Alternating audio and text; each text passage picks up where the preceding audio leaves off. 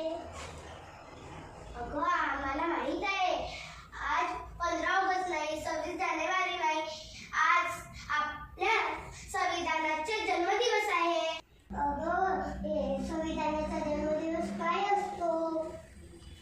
मंत्री पंतप्रधान यांचे जन्मदिवस ऐकले आहे, पण हे संविधान जन्मदिवस हे काय असतो?